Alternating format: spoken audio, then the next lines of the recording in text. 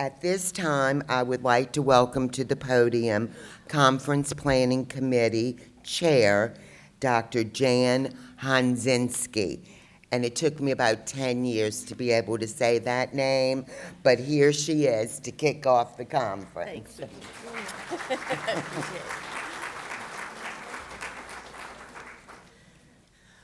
All right, good morning, everyone. How are we doing?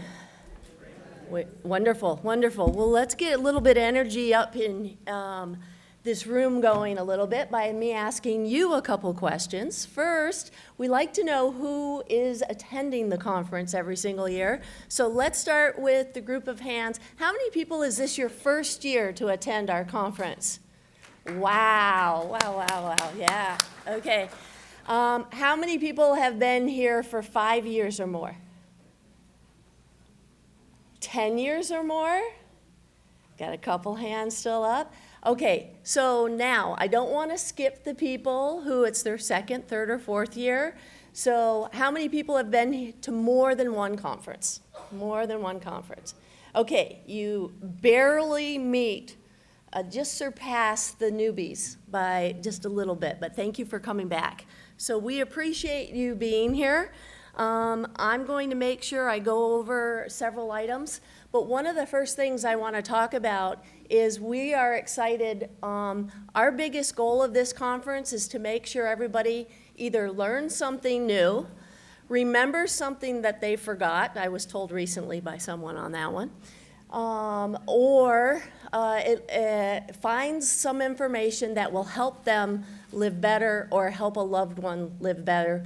And some of the information you're going to hear today is not only for people with Parkinson's, it works in everyone's life. And so hopefully you find something, even if you take away only one thing from the conference, we'll consider that a success. So welcome, welcome. All right, so I just want to thank the Conference Planning Committee. I don't know if you know how much goes into this. We have the group of people, we meet monthly, we talk about speakers, we review your surveys from last year and try to incorporate the information on that. And we put a lot of work into this, so I want to thank the whole group for coming in. And if you are in the room and you're on the conference committee, would you mind standing up and we can recognize you? Over in the back.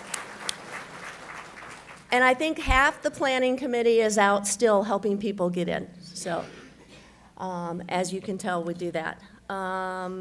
So we got that. All right. We cannot offer this conference to you for free unless we thank our supporters of the conference. We have people at different levels, from the medical field, from pharmacy, from exercise, from advocacy, and everything else. But here are our executive sponsors. Okay, let's give them a hand.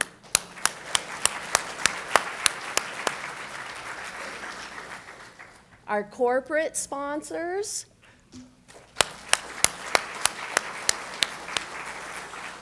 And you will find these people right as you walk in and right out front here. Please go and visit the tables when we have breaks, when we have lunch, and anytime you run out and hit the restroom, okay? So we go from there.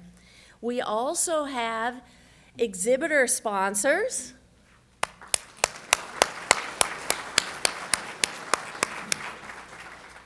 And it's these three groups that provide enough money to pay for the space rental and everything else that allow us to have this for free. So really, let's give our appreciation to the whole group one more time.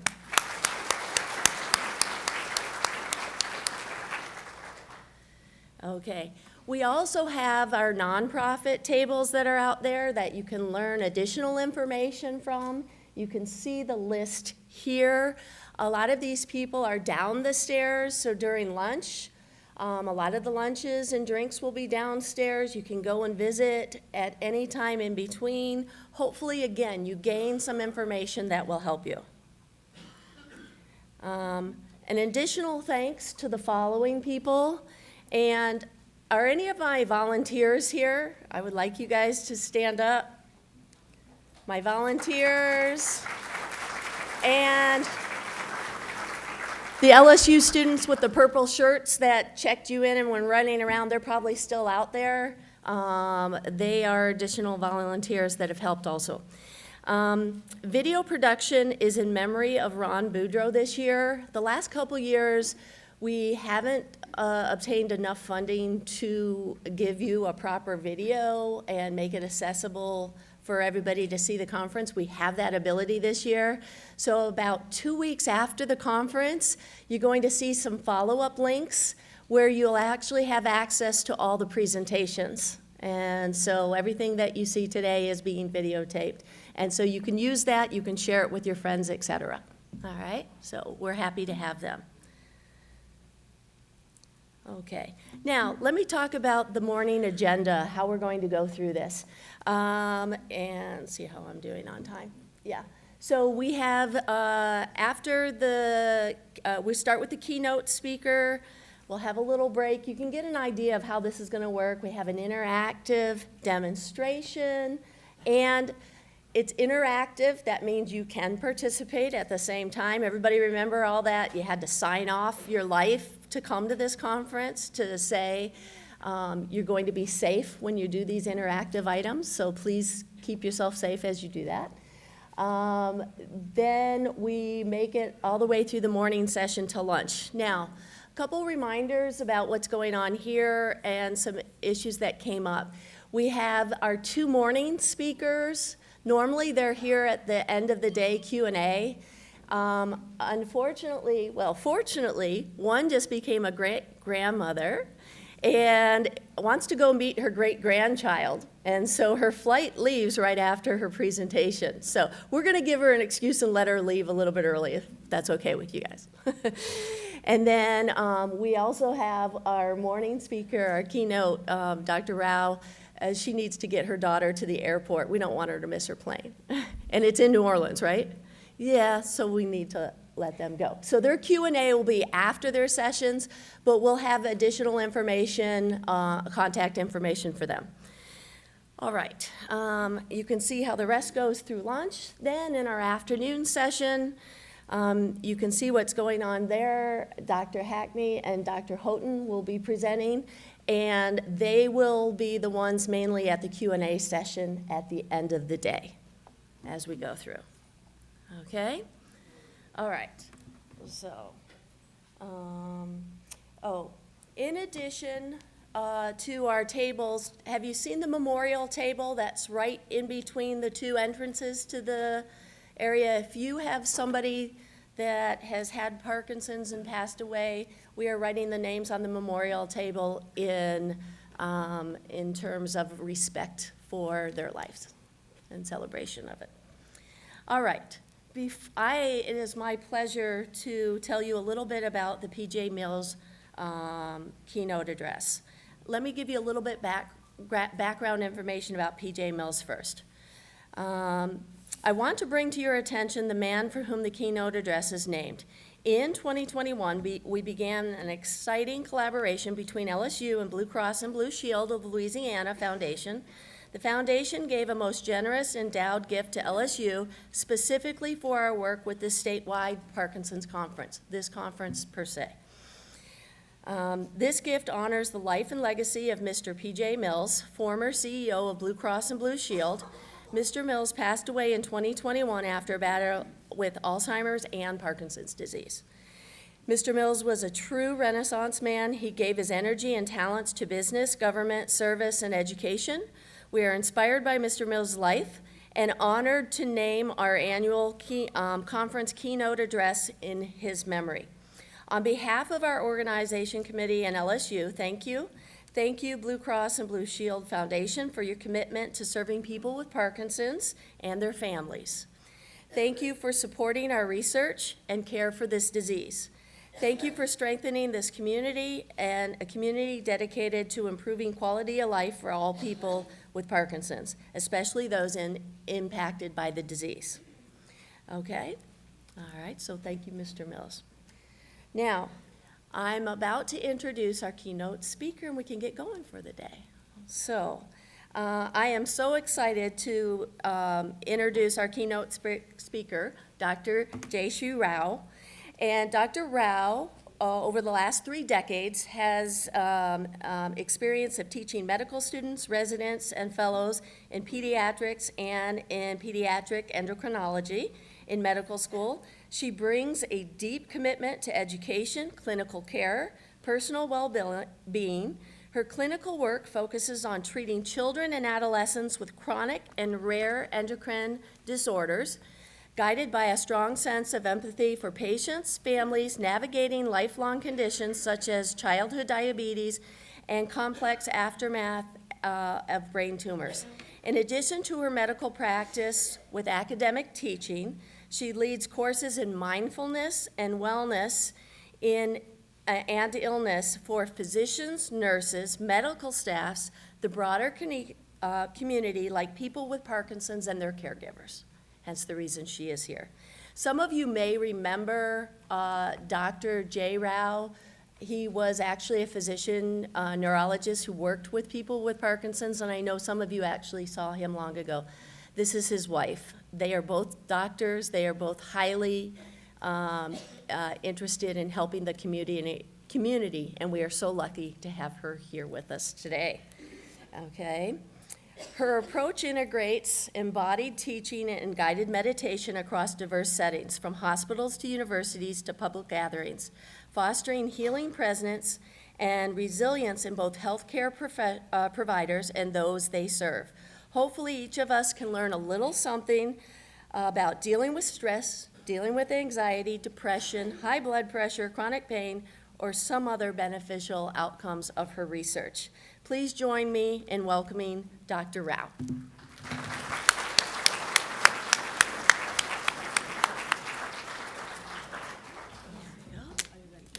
So I am going to scoot you over here.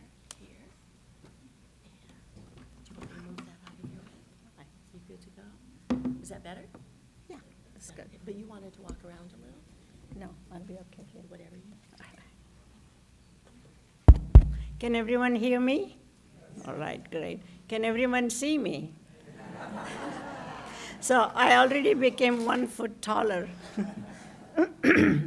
I used to consider myself as vertically challenged, and I used to treat children with growth hormone deficiency, and it's a great combination, a short doctor making them taller. So as treatment went on, they'll come sidle up to me and say, okay, okay, kind of a thing. So I'm so, I have to move this now, I think. Yeah, okay.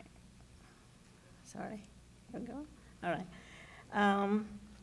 Thank you all for the people, thanks to all of the people who made it possible for me to stand in front of you today.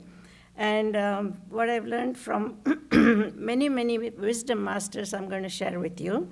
And I have to mention some names: Joy Acosta, Patrice Williams, Colleen and Randy LeBlanc, and many in the committee. They took their word and then had me come up here to give this important address. I thank every one of you. And as some of you may know, my connection to the Parkinson community is through marriage. And then as you mentioned already, Jan, that I married Dr. Jayashree Rao, and we moved to Louisiana in 1977 when my daughter was just 2 years old. And then between the 3 of us, we have about 95 years of service to people of Louisiana, also educating the future generation of physicians. We feel so honored that because LSU and Louisiana welcomed us, and then here we are after that. And the second thing I wanted to say is the title of the talk says, in the next 40 minutes or so, I'll reveal some secrets about some laws of nature. This is LAWS of nature, some research-proven methods, and if practiced diligently, will change the way you feel about yourselves and your life with Parkinson's or as a care partner. All it takes is a change in the perspective and some new habits, okay? So with that, what I'm going to do now is induce stress. Yeah, you're here to learn tricks to make the stress go away, or you may think that I'm going to make your stress go away. So if that's the case, I'm sorry, I can't do that. So there are exits, and then if you want to look for the exit, I'll just turn my way. So you won't be offending me, okay? So for the particular video that I'm going to show you, here it is. It's only under 2 minutes.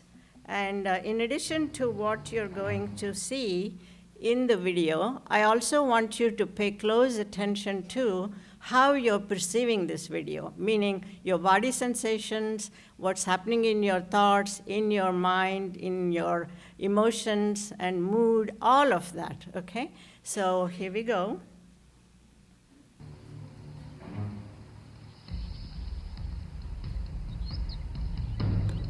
The pickings are plentiful. The supply constant.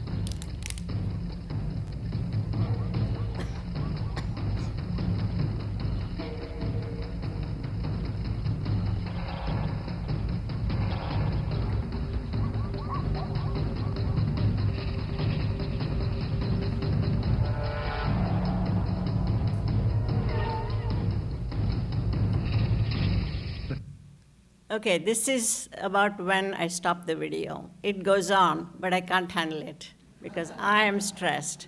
I am stressed thinking about the poor zebra, not to forget thinking about the poor lion too. If the lion doesn't get this zebra, he'll have to start all over again and then look for another zebra or another animal, okay? So what did you all find in yourselves? And they are the symptoms of stress. So we all know the medical model. You know, there is a diagnosis that you get when you have some symptoms, and then a physician will explain to you why this disease or disorder occurred to you, and then together with you, they will plan a treatment of action. And that's exactly what we're going to do, okay? Okay. So all I want to do right now is only 2 slides about the neurobiology of stress. Now, later I'll show you 2 still of videos that are available on YouTube. So take out your cameras. Most of the talks, they'll say, don't use your cameras, but I'm giving you permission to use your cameras. I want you to take still pictures of what shows up on the subsequent, slides. So part of the brain that is responsible for us to get that fear, anxiety, and worry is this one. I think I should be able to, yeah. The amygdala that you see, I don't think it goes, I think there's a pointer somewhere. Anyway, you can read it. The amygdala in the blue, and then the other horseshoe kind of a thing is called hippocampus, and then the thalamus that sits next to you. So this is the part of the brain that perceives threat.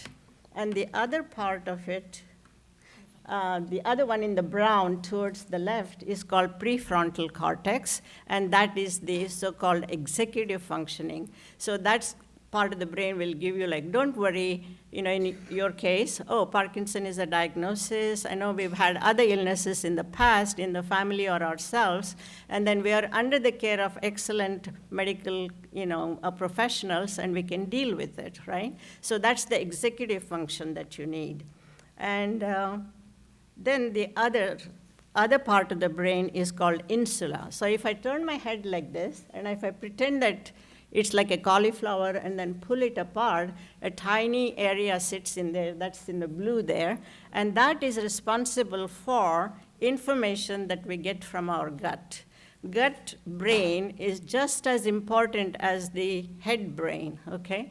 And so when you say, I don't, my instinct tells me this is not good. Thank you. Yeah. And my gut feeling says, oh, this is not good. That's the part of the brain that is functioning. And we can make it even stronger and healthier by meditation, okay? So this is the short video of under 5 minutes I want you to look for. You can take a picture of this. It's by TED Ed, which is an excellent YouTube channel. In very short and clear information is given by this. This is how stress affects the brain. And the next one is also from the same channel, how stress affects your body. If we had more time, we would have seen it together, but I apologize for that. So here is some information that we need to learn, which is our life is like a 5-piece chamber music orchestra, rather 6-piece. Okay, 5 is from the senses, and the 6th one is the mind. So if we perceive some things from our 5 senses, then the mind goes into action, and it forms all kinds of things. For example, mind creates opinions, creates judgments, likes and dislikes, comparisons. It thinks, it feels, it emotes, and it changes our moods. All of that is the function of the mind. And it thinks of the past, makes some connections, creates fears about the future. It creates anxiety, love, hate, and holding on to grudges, and all of that is created in this mind. Okay? So remember that we have the power of choice, meaning we can choose what we're going to read, we can choose what we're going to hear, and we can choose what we're going to see in terms of consumption of the media. We can choose not to peruse digital media as much as we do right now. All that scrolling and not even looking at your partner or your friend when you're together, we can have a choice over that, right? So in essence, we can create within our sphere of existence and influence a world you want to live in. So that's our power over all that is taken. So we don't have to go to our default mode network and see everything that comes our way. God knows what's in the news media that's scary. You know, it makes you want to, what's going on? Yeah, that fear center starts to work over time, okay? So please take care of yourselves as to what you're going to take in through your 5 senses. Our biology and nature is to crave for the good things in life, right? That's in a way good, because this is how far we have come by craving for good things and to push away the bad things. But that's also a problem, because that's what gives us into this loop of always wanting new things and always pushing away the other not good things. And like I had mentioned, we can control our life by controlling what we take it in. Now we go on to some laws of nature, which is, I'm going to show you something. Here is this is better.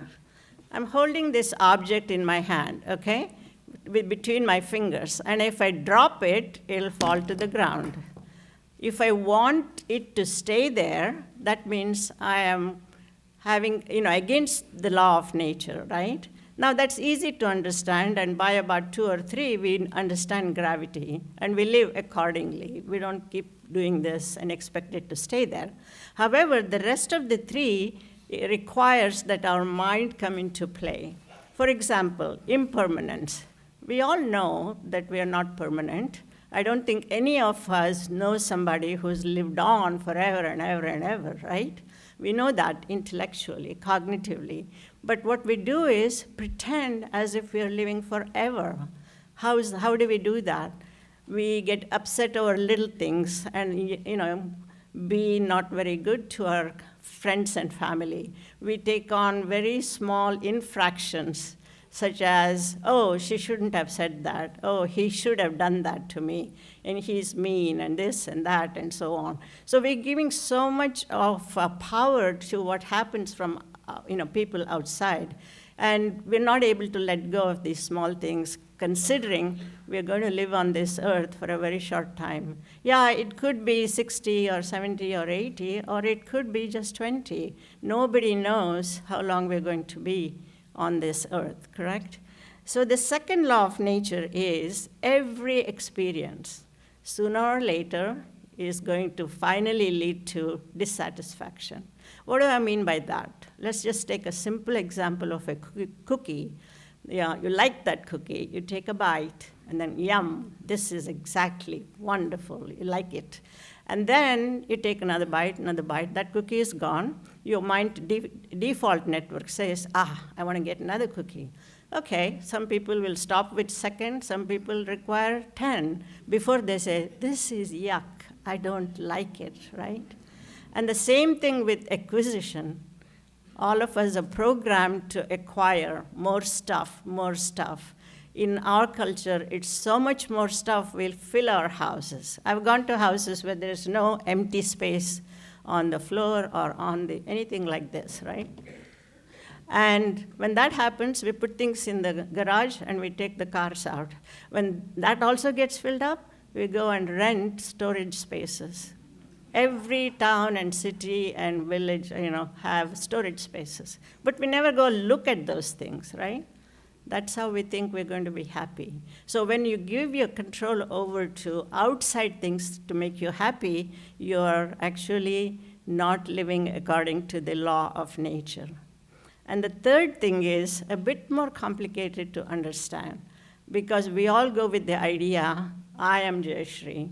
I was born this way here. I had some experiences with my family, with my school, blah, blah, blah. And then I'm attached to this opinion, this judgment, these ideas and so on, and that's never going to change. This is my fixed identity, right? I am this unchanging, solitary, and independent fixed entity. But that's also not right, because are we the same as who we were 5 years of age? I don't think so. How about 20 years? No?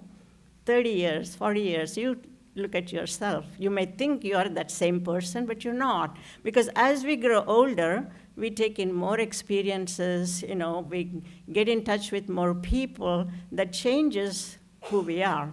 Even in the body, we may want to have the body of a 20-year-old, but we don't. I have the body of a 76-year-old, right?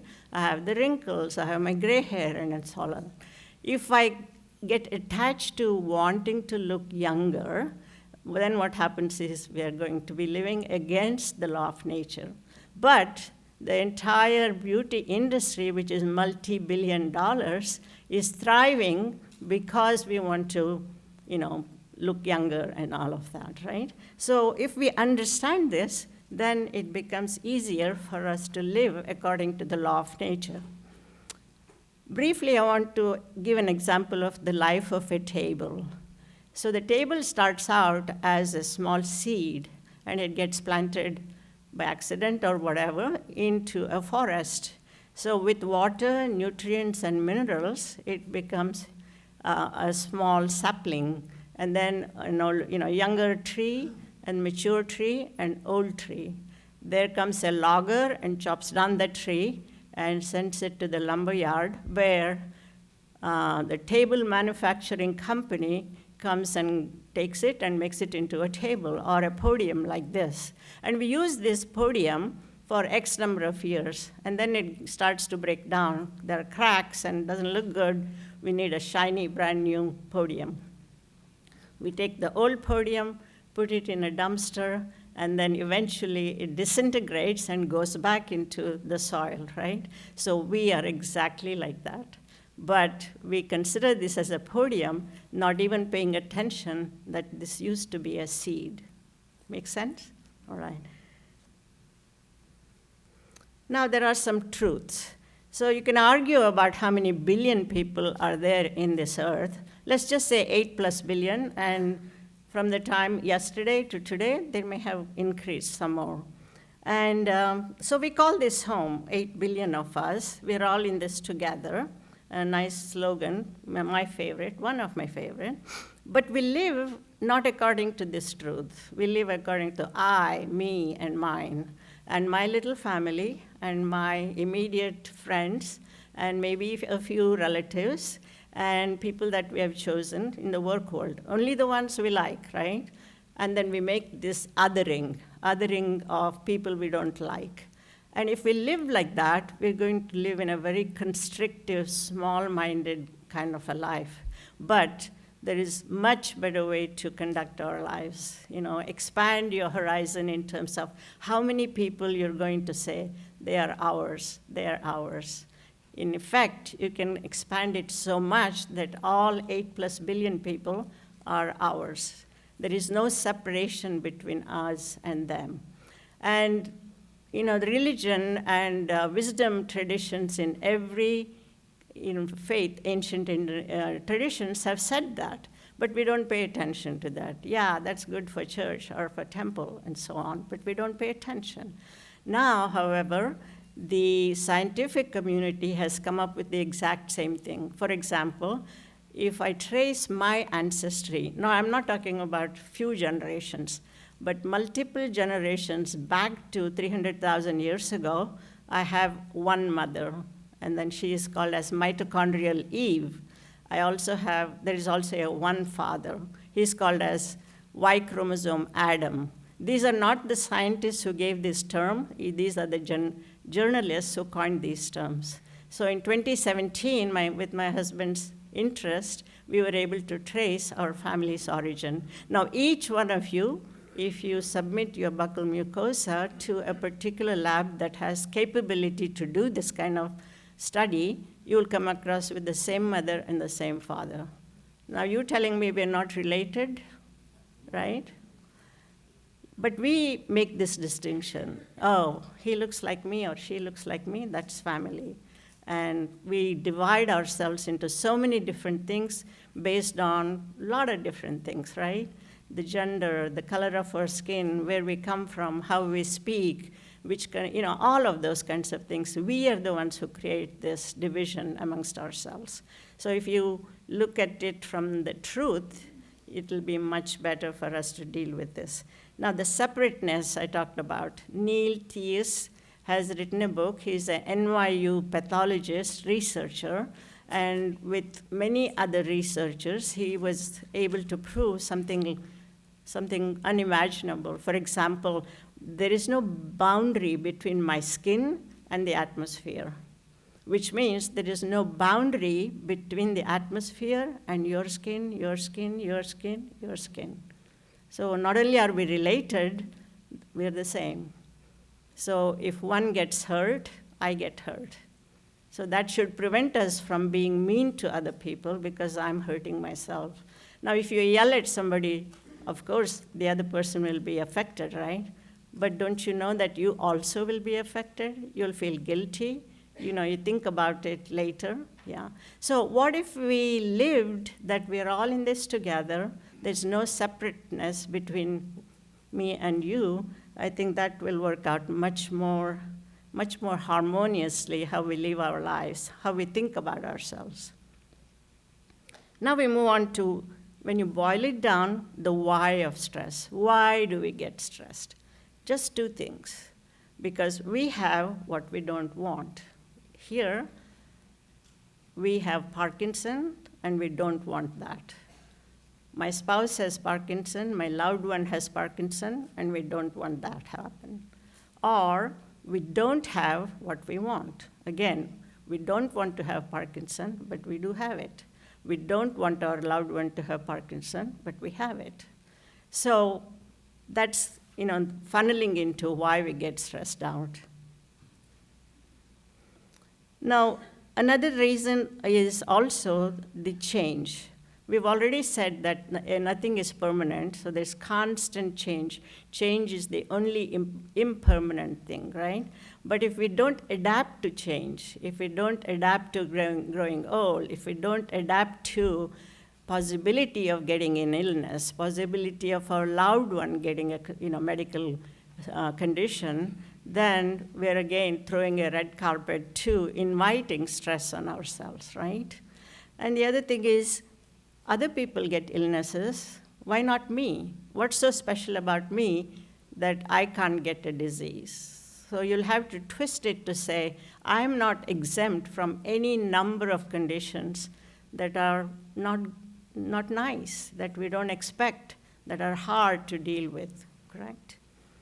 So stress is here to stay, And we just need to get a handle on how we manage the stress. Now I'm going to show you a video or a still picture of this incident. I have a feeling pretty much everyone knows this, right? What happened here? So Chris Rock is on the stage. This is Oscar night 2022. He cracks a joke about Jada Pinkett Smith, and the husband is sitting next to her. He's quiet, okay, for a bit, but then all of a sudden, the viewers, millions of people across the world, see him getting up, walking up to the stage, and then slapping Chris Rock. So what happened? He was stressed out. Somebody was making fun of his wife. I am the man. I need to protect her honor. That kind of a thing kicked in. He completely forgot to bring on that prefrontal cortex, the executive brain, right? He was just functioning with that amygdala, hippocampus, and thalamus, the primitive brain. Now, it's interesting when I mentioned something like this. It's not the Chris Rock incident, but another incident that I saw in my work world about how an adult physician behaved without bringing the prefrontal cortex online. And then I was using the term primitive and executive function and all of that. She was 7 at that time, Archana Rao's second daughter, Lolo. And she looks at me and says, Ami, you mean to say toddler brain? He was using the toddler brain and not the mommy brain? I thought that was brilliant because she has witnessed toddlers how they behave in a supermarket wanting that candy and how the mother responds to that kind of a situation. So that's exactly what happened. Will Smith was using his toddler brain. He was unable to bring his mommy brain online and deal with it. So that's one thing we can learn, right? And to help us, there is this concept of second arrow by some Eastern traditions, Buddhism to be specific. So what are they talking about? And the first arrow, I think I should be able to, no? Yeah. So the first arrow is, I don't think it's lighting up. Never mind, you can see it. The first arrow that Will Smith experienced is the pain caused by the joke from Chris Rock. So yes, he was hurt, he was offended, he was all of those things. What he then did was bring on the second arrow by the use of his mind, the feelings of getting offended and feelings of righteousness to defend his wife's honor and all of that. So that's when he goes up to the stage and does what he does and suffers the consequences, both short-term and long-term, right? So this is where we can make a difference, stopping that second arrow, right? We are creating a story out of an incident. Incident we cannot avoid. We don't have control over other people, what they say, what they don't say. We don't have control over, Chris Rock's, what jokes he carries. But we do have control over how we process that, right? So if we can break that second arrow, we'll be in the first step will be taken care of. Now, what Chris Rock could have done using this mnemonic, just very simple, S-T-O-P. S stands for stop, take a break, take stock of yourself. Had he just sat down in the chair, that would have worked well for him. The second one is take deep breaths. You're saying, what? Deep breath? That can help? Obviously, it can. Just 3 sharp, long breaths. What it does is converts our brain, which is working on the hypervigilant and sympathetic nervous system, to parasympathetic nervous system because it uses the vagus nerve and brings it online. We are calmer, we are able to take in stuff, and again, that parasympathetic as well as bringing on the executive brain function, the mommy brain function. And then he can be open and observe what's happening, and then come up with a new perspective and then new possibilities. The new possibility for him would be staying in his seat, and then after the ceremonies are over, going up to Chris and express how he felt hurt. Could he have done something differently? No, he didn't do that. Okay. And the other one is also very similar, but it uses a more elegant technique. And this was studied by Tara Brach, who is a meditation teacher in Washington, D.C. She has this RAIN, easy to remember. R stands for recognize what's going on. Acknowledge and identify the thoughts, the emotions, and the physical sensations that you get in the present moment rather than pushing it away, because we do need to acknowledge it, recognize it. And the A stands for allowing the experience to be there. Don't push it away, because that's when finally, when something else happens at some other time, the so-called, the straw that broke the camel, we start yelling at another person who's not even responsible for it. So that's the wrong way to do it, okay? Then the I is to investigate with interest and care. So we need to put on our Sherlock Holmes hats and then kind of really look deeply into what is happening, right? And then the N is to nourish with self-compassion. So it's very difficult for us to have compassion for ourselves, but it's easy to do compassion for other people. But we're capable of doing that. Compassion is natural to us. We're born with that. And then again, I'm using my experience with my granddaughters, which is Archana's older daughter, Aubrey. When she was very young, I had bad news about my husband's medical condition.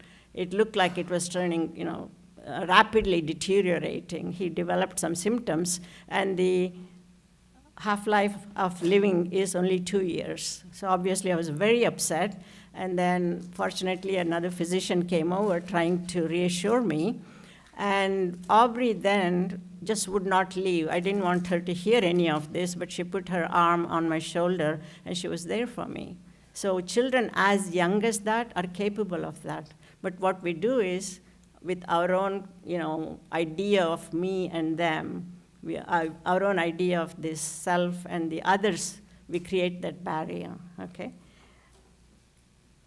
All right, so Joseph Goldstein is a meditation teacher, one of my favorite, and he had this to say: don't waste your suffering. Now, you're going to say, all right, this is well and good for her. Here she is standing at the podium and telling us, don't waste your suffering. What does she know? She is healthy, her family is healthy, she doesn't have to be the care partner, et cetera, et cetera. I beg to differ. I have health issues, long-term diabetes. I have heart disease, bad enough that surgeon had to do open heart surgery for me to be alive and stand in front of you. I was also a care partner to my husband. It took us 19 years to get the correct diagnosis. I know my husband also used to tell me it takes years for patients who eventually are diagnosed as Parkinson to get the right diagnosis. And that's exactly what happened to us. And after that, it was progressive, it was life-threatening. So many things needed to be done, and he used to undergo many procedures, many treatments that were painful.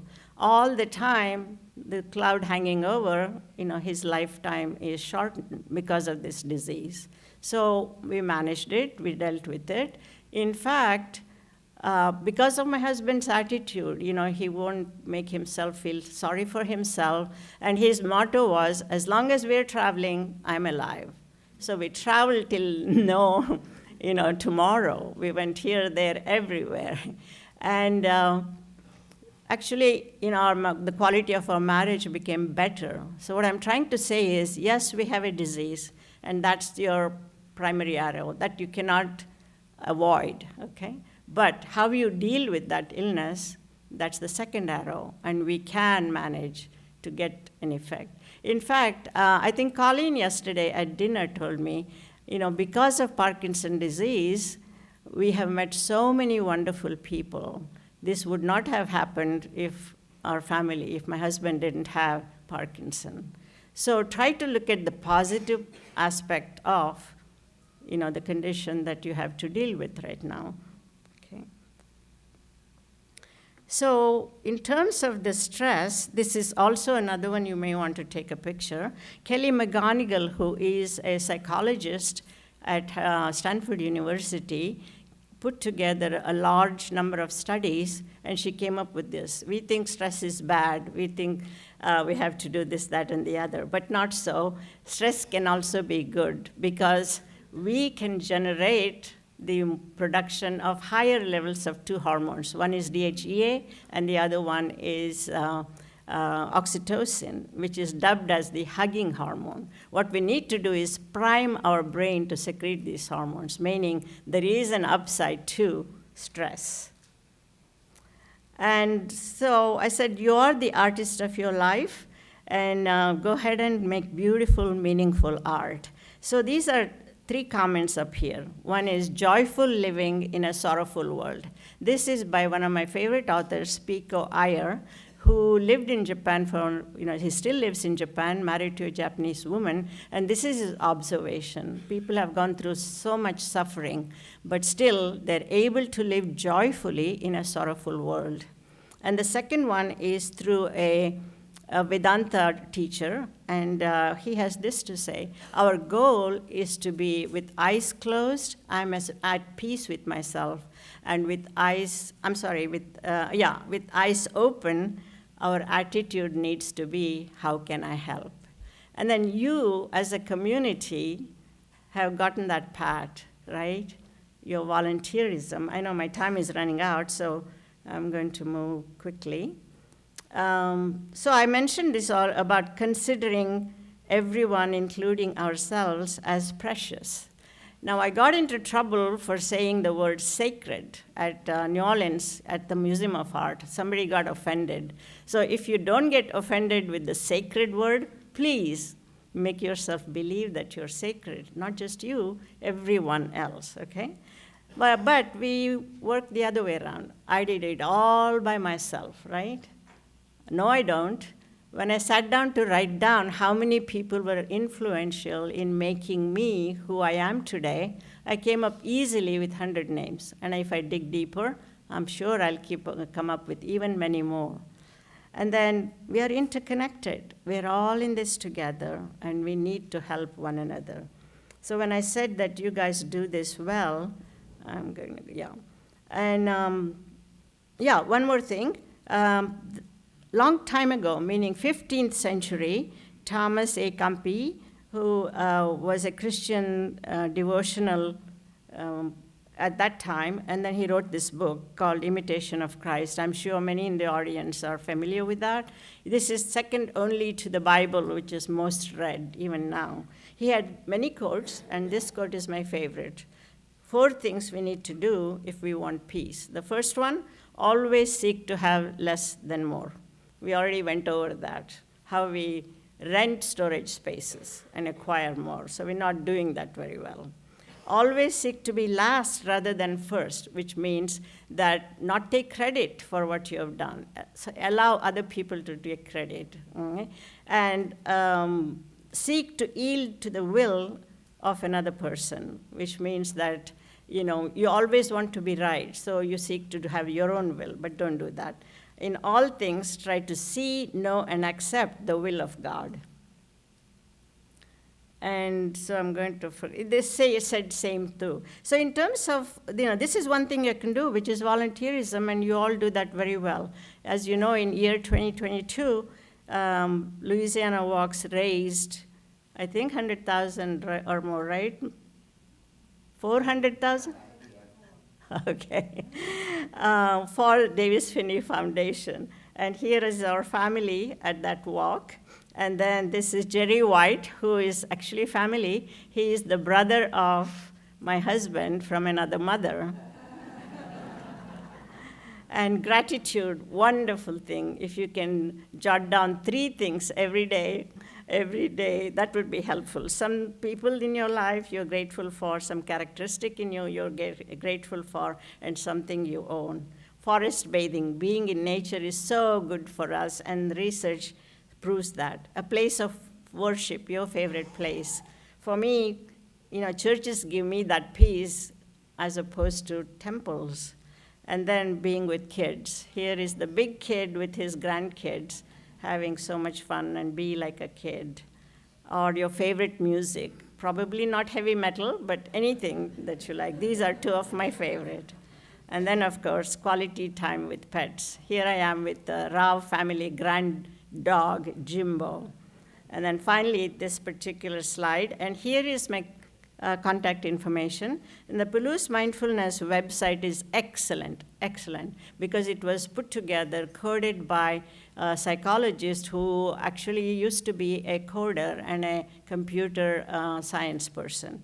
And then, like I've given you now just a partial appetizer of this 8-course dinner. I welcome you to join one of them. And there are some people here who took the course. Can you please raise your hands? Yeah. And if you want to, you can talk to them and then see what their impression has been. And my contact information, and there are people who are going to have sign-up sheets at the front. So please peruse that. And with that, we come to the final step. Thank you very much for giving me this opportunity to speak to you.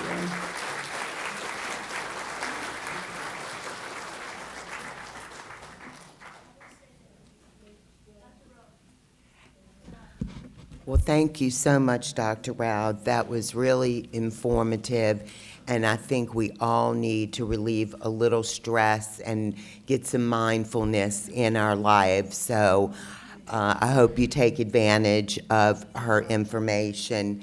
And I just want to say that her husband, Dr. Rao, which I'm sure a lot of you all know, was the most wonderful person and the best doctor ever, and we truly, truly miss him.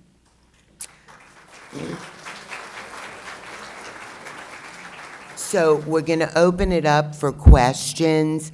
If you just want to raise your hand, and we have some volunteers that are going to be going around with the microphone. Dr. Rao, I've seen on the internet some clips about a cure for neuropathology. In my feet burn and tingle, and they hurt. Yeah, And so I can't walk as much as I'd like to. yeah. I used to run and jog 10K and do all of that, and I can't do it anymore. But this clip, which Elon Musk seems to be promoting, is that there's a red pepper that you can slice into pieces and grind it up in a pedestal like they did in the old days. Is there anything to that, or is that just something fake on the internet? Thank you for your question, but this is a medical or symptom-related question about Parkinson, right? And I don't know, I'm the wrong doctor for that. Yeah. I only have one dog show. It's not even dog and pony show. The one dog show is mindfulness. I apologize. Dr. David Houghton is here, so maybe you need to approach him. One more thing I wanted to mention is, in addition to all that Dr. Rao did, I think he had this amazing persuasive ability that two very important and caring physicians, he was instrumental in getting them to Louisiana and getting them to stay in Louisiana. One is Dr. David Houghton, and then the other one is Dr. Kevin Hargrave. So I know.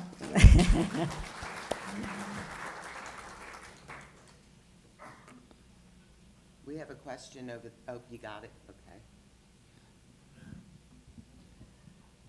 Dr. Rao, regarding the 8-course Palouse mindfulness class, do we have to be physically present for that class? No, we don't. Actually, it works just as well online, meaning Zoom, because sometimes it's even better for many things, which is you don't have to get out of your home, in the privacy of your home, in front of your computer. We recommend computer rather than tablet or iPhone, because all of these slides, they show up much better. Online works just as good as in person. Now, in person has the advantage because you have that personal connection. So I do both, and with my bad back and not liking to travel long distances, it's difficult for me to do outside of New Orleans. So for those of you who are in New Orleans, we can arrange for an in-person. Actually, one is ongoing at the library in Metairie, and the other one, but online anytime, any day. If there are enough people, when you sign up, I will be in touch with you sometime in 2 weeks or so, so to give you more information how we can accomplish this. Thank you, Patrice, for bringing that up. I know it's an 8-week thing. When does it start over again? Like every 8 weeks, or how does that work? Yeah, that again depends on how many people are interested. I generally like to cap it at 30 people, because if we do it more, I won't be able to answer all your questions. But generally 30 people will sign up, but usually around 15 or 18 will continue with it. That's also the law of nature, People get scared that there's so much commitment and they drop out. But that's also okay. When you're ready, these teachings will be helpful. Yeah. Yes. Do you meditate? And if so, is there any particular form that you prefer or suggest? Do you know what he said? Meditation. Do you Oh, do yes, meditation is a big part of this course. In fact, I try to squeeze in as many as we can. Sometimes in one 90-minute session, there will be 2, sometimes even 3, but short meditations, and I will give you links to, the longer versions. Now, there's no specific better or worse kind of a meditation technique.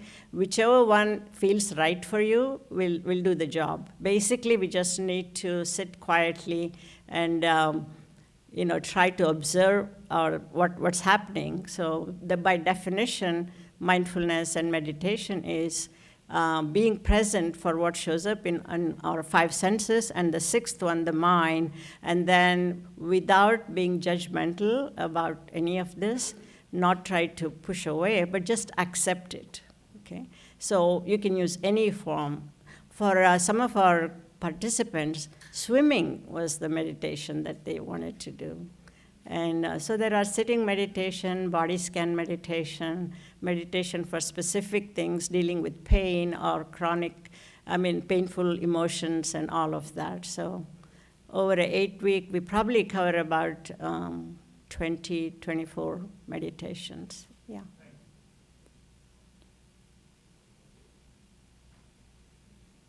Any other questions? Okay, thank you very much. I appreciate your patient attendance. Yeah.